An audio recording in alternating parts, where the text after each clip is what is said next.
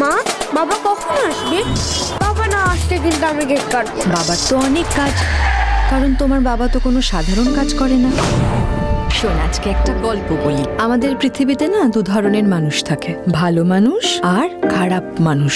এই খারাপ মানুষের শক্তি যখন বেড়ে যায় তখন পৃথিবীটা পাপের অন্ধকারে ঢেকে যায়, আর এই পাপের অন্ধকার সরিয়ে ভগবান ভালো মানুষকে পাঠায়।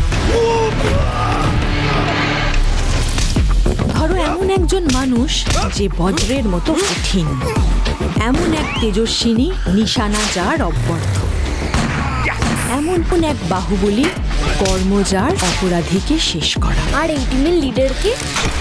Deputy commissioner of police Indrajit Basu. পুরো ট্রাকটা উড়িয়ে দেবো।